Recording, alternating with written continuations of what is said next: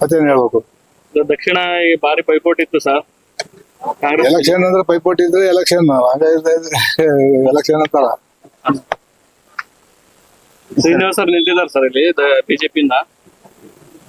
ನಾವು ಮೊದಲಿಂದ BJP ಓಟದಾರಗಳು BJP vote ಹಾಕಿದ್ವಿ. ಗೆಲ್ಲೋದು ಬಿಡೋದು ಅವ್ರಿಗೆ ಬಿಡೋದು. ಜೈ ಸರ್ ಜಿದ್ದೆ ಹೆಂಗಿದೆ ಸರ್? ನಮ್ಮೂರಾಗ ಜಿದ್ದೇನೆ ಮೊದಲಿಂದ ನಮ್ಮ 50 ಓಟ್ ಬಿಜೆಪಿ ಬರ್ತವೆ, 50 ಓಟ್ ಕಾಂಗ್ರೆಸ್ ಜಾಸ್ತಿ ಆಗ್ತದೆ. ಅಷ್ಟೇ ಹೊತ್ತು ಮೊದಲಿಂದ 83 ಎಲೆಕ್ಷನ್ ನಿಂದ ದುಡ್ಡಿನ ಬಲ ಬಹಳ ಕೋಡಿ ಕಾಂಚಾನ ಹಾರಾಡುತ್ತೆ. ದುಡ್ಡಿನ ಬಲದ ಮೇಲೆ ಗೆಲ್ಲಬಹುದಾ? ಯಾರು ಕೊಟ್ಟದಪ್ಪ, ಏನ್ ಮಾಡೋದು. ಅಲ್ಲ, ಜನರು ಸಾಮಾನ್ಯ ವೋಟರ್ನ ದುಡ್ಡಿನಿಂದ ಹಳೆ ನೋಡಿದ್ರ ಬಗ್ಗೆ 2 ರೂಪಾಯಿ ಅದೇ ಮಾಡ್ತಾ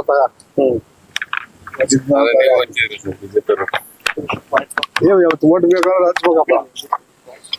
ಈ ಬಾರಿ ಏನು ಬದಲಾವಣೆ ಗಾಳಿ ಬೀಸಬಹುದಾ ಹೇಳಿ ಸರ್? ಅದು 27 ಚುನಾವಣೆ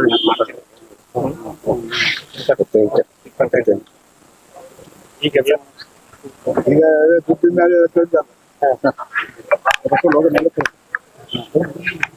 ಬಾರಿ ಪೈಪೋಟಿ ಇತ್ತು ಸರ್ ಎಲೆಕ್ಷನ್. ದಕ್ಷಿಣದಲ್ಲಿ ನಾವು ಗೆಲ್ಬೇಕು ಅಂತ ಹೇಳಿ ಕಾಂಗ್ರೆಸ್ ಬಿಜೆಪಿ. ನಾನು ಬಹಳ ಸರಿ ಎಲೆಕ್ಷನ್ ಇರ್ತದೆ, ಹಂಗಾಗಿ ನನಗೆ ಯಾವಾಗ ಪೈಪೋಟಿ ಇಲ್ದಾಗ ಗೆದ್ದೇ ಇಲ್ಲ.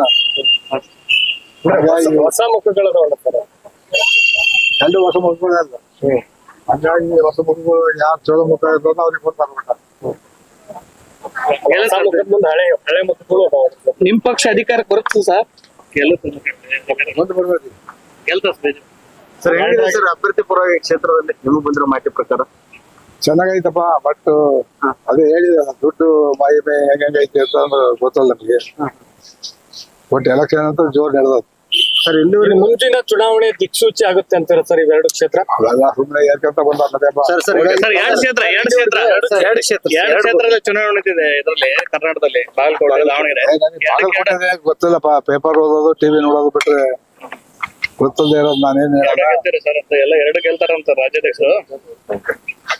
ರಾಜ್ಯಾಧ್ಯಕ್ಷರು 2 ಕಡೆ ಓಡಾಡಿದ್ದಾರೆ ಹೇಳ್ತಾರೆ. ನಾನು ಒಂದೇ ಕಡೆ ಇಲ್ಲೇ ಅಡ್ಡಾಡಿದೆ. ಕಾಂಗ್ರೆಸ್ನವ್ರು ಹೇಳ್ತಾರೆ ನಾವು ಗ್ಯಾರಂಟಿ ಕೊಟ್ಟು ಗೆಲ್ತೇವೆ. ಯಾವಾಗ ಎಲೆಕ್ಷನ್ ಅಂದ್ರೆ ಹಿಂಗೆ.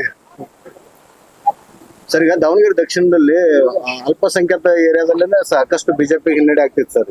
ಈ ಸರಿ ಏನಾದ್ರು ಕಡೆಯಿಂದ ಬರೋ ಚಾನ್ಸಸ್ ಇದೆನಾ ಸರ್? ಅವ್ರು ಬಿಜೆಪಿ ಬರೋದಲ್ಲ, ಕಾಂಗ್ರೆಸ್ ಹೋಗ್ತವೆ ಎಲ್ಲ ಗೊತ್ತಿಲ್ಲ. ಈ ವೇಳೆ ಸರ್ ದಕ್ಷಿಣ ಗೆಲ್ತೀರಿ ಸರ್ ಬಿಜೆಪಿ? ಗೆಲ್ಬೇಕು ಅಂತ ಪ್ರಯತ್ನ ಸರ್. ಅವ್ರ ಮನ್ಸುಗಳಿಗೆ ಏನಿದಾವ ನಾವ್ ಏನ್ ಹೇಳೋದಪ್ಪ ಎಲ್ಲದು ಗೊತ್ತಾಗೋದು ಮೇ 4ನೇ ತಾರೀಕ. ಸರಿ.